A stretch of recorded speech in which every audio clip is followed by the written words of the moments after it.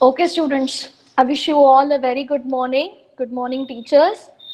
We'll proceed with the topic which we are going to do today, and that is Ladakh, the cold desert.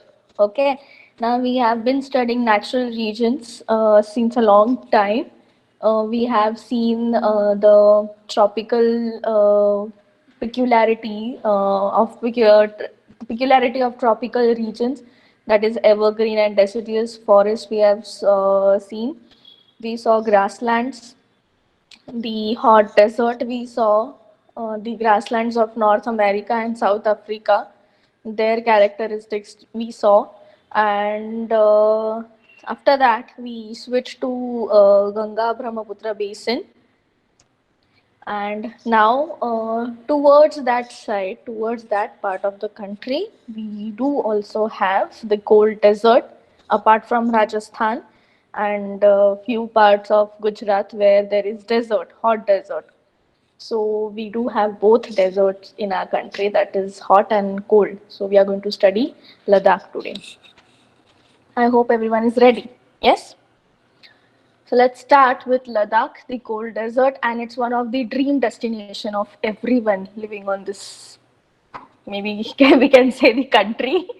Okay, fine. Deserts are areas with low rainfall, scanty vegetation, and extreme temperatures. We know the characteristics of deserts, that there is low rainfall.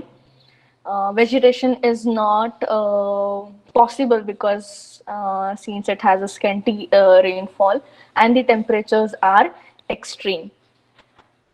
Depending on the temperatures, there can be hot deserts or cold deserts. The Sahara is the biggest hot desert in the world. India has both hot and cold deserts. The Thar Desert in India is a hot desert, which is in Rajasthan. Ladakh is cold desert lying in the Great Himalayas on the eastern side of Jammu and Kashmir. Many rivers flow through Ladakh, Indus being the most important among them. Apart from other rivers flowing through Ladakh, Indus is the important river. And do you have any idea through the map? You can obviously tell me, but do you have any idea or anybody knows from where does Indus originate? Like we know that Ganga originates from Gangotri, which is in Himalaya, right? So similarly, every river has its origin. So Indus being an Indian river flowing through Indian states, Indus is considered to be one of the Indian rivers and important rivers. So do you know where this originates from? Amruta is saying Pakistan. If you see the blue line which has been drawn, it doesn't originates in Pakistan, right? It do ends in the Arabian Sea, flowing through Pakistan. But what is the origin? Arabian Sea is the end point where this river meets, but where it's originate. You cannot say China. Before that, there's Tibet, very near to India. It originates in Tibet. Okay, doesn't origin. It origin is Tibet. Yes. Okay, so Indus River originates in Tibet, keeps flowing through this northern part of the country, goes in Ladakh, and then meets in Arabian Sea, flowing through Pakistan. Okay, the rivers from deep valleys and fjords in the river form deep valleys and gorges in Ladakh. The river flowing through this part forms the deep valley. Now you know the meaning of valley, right? It is a pass between two high mountains, right? So this rivers forms deep valleys and gorges in Ladakh. The altitude of Ladakh region varies from about 3,000 meters to 8,000 meters.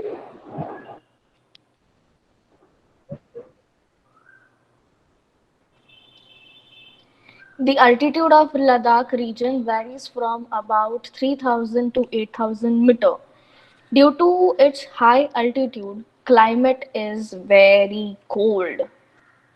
Ladakh is also known as Kapachan, which means a snow land. Dras, one of the coldest places on earth where humans live, is located in Ladakh. Somebody asked me earlier that people do live in cold region or extreme cold region. So Dras is one of the coldest places where humans live, and it's located in Ladakh. So you can see from the pictures the incredible India, right? Okay. So there are several glaciers found in Ladakh, but the Siachen Glacier is 72-kilometer long. You can't just imagine how long it is, and the largest glacier outside the polar regions. So we do have glaciers in polar regions as in they are in the frigid zone of the earth. So it's obvious that there are glaciers and large glaciers over there. But apart from those, we have Siachen Glacier, which is one of the largest glaciers apart from polar region. The day temperatures in summer are, we are talking the temperature about Ladakh, okay? So we are reading the temperatures of Ladakh region. The day temperatures in summer are just above 0 degree, and the night temperature can drop as low as minus 30 degrees Celsius. So, even in summer, the temperature just rises about 0 degrees Celsius, whereas in night, the temperature can drop, it can go below minus 30 degrees Celsius also. And what about winters? That was just about summer. In summer, also, the night temperature can drop as below as minus 30 degrees Celsius. But what about winters? The winters are very cold, and the temperatures may remain below minus 40 degrees Celsius for most of the time. Means it doesn't rise even above 0 degree. It just remain in minus, below 0 degrees. Do you remember the rain shadow zone in mountainous region? Do you have any idea what is rain shadow zone, or what are called as rain shadow zone? If you know it honestly, then do answer. And if you don't know, then just type it in the chat no, so that I can explain you what are rain shadow region, because it's very important you to understand. Through the picture you can understand, but I would like you to give you more detailed explanation about it. What are rain shadow regions? Okay, okay, fine, fine. So just those who don't know, pay attention, and those who know can also pay attention, so that they will have a more clear picture about it. So what's rain shadow region? So through the picture, what you can see is there's a mountain, huge mountain, and there's a cloud on it, right? So, and near the mountain, there's one side is the sea, and the other you can see is the land. Okay, or you can say the other part of the mountain. So there are two parts. We know that how we get rain, so I do not need to explain that. But what happens about rain shadow zone or rain shadow region? So the clouds coming from the sea, they hold the water in it. Okay, and when their holding capacity is like almost done, then it starts raining. We all know that what is the process of rain. So, what happens in high mountain regions where there are mountains of highest peak, or the mountains are quite large or high as compared to other. So what happens is the cloud gets stuck over there. They cannot pass through that mountain. So in short, those mountain creates an obstacle or creates a barrier in the path of clouds. So they cannot go to the other side of that mountain.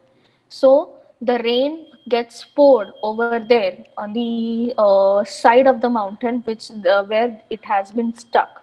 So the other part of the mountain which it could not pass, there the rain doesn't fall, or there is very little rain as compared to the other part of the mountain. So in short, a mountain which creates an obstacle or a barrier for the cloud to pass on, that becomes, or the part which doesn't receive rainfall because of this mountains becomes rain shadow region, because that region comes into mountainous shadow or the shadow of that mountain, so it becomes rain shadow zone. Got it? It is just like that rain cannot pass through the other side of that mountain because of that high mountain. Okay, yes, the Maratha region is a rain shadow region. Yes, very good, very good. In what I said is in upcoming topics, you will be learning all this thing, altitudes and rain shadow regions and the different types of rain. Okay, so you just for this term has been appeared over years. It was important to make you understand that what are rain shadow zones. Okay. Yes, the Vidarbhas, which we called in Maharashtra, are the rain shadow regions because we have the range of Sahyadris of high mountains, right? So that because of those mountains, the passing cloud could not pass it, and the rain falls over there, been going ahead. Okay. Fine. So moving towards the next, the side of the mountain which receives very little rainfall is known as the rain shadow zone. So you got it. What is a rain shadow zone? After this explanation, I hope you might have got it. Okay. But in short, the side of the mountain which receives very little rainfall is known as rain shadow zone. So Ladakh lies in the rain shadow zone of the mighty Himalayas. We know that what Himalayas are. Those are the mountains of snow, and Ladakh lies in the rain shadow zone of mighty Himalayas. Mighty Himalayas creates an obstacle for the rain coming, or if it is raining, it does rain in in some season or in some period. So it creates an obstacle for it. So the rainfall is very low in this area. Ladakh experiences freezing winds and burning hot sun. So Ladakh experiences both. That is why people here can suffer from both sunstroke and frostbite at the same time. Those who might have visited Ladakh, they know what kind of weather you find over there. People suffer both at the same time, sunstroke as well as frostbite. Fine, it's time up, and as if I can see that you don't have any doubts, so you can just leave the class. We are done for the day. If you like our videos, do share them and subscribe to our channel. If you want awesome quizzes, write to us. Keep watching and keep learning with Walnut.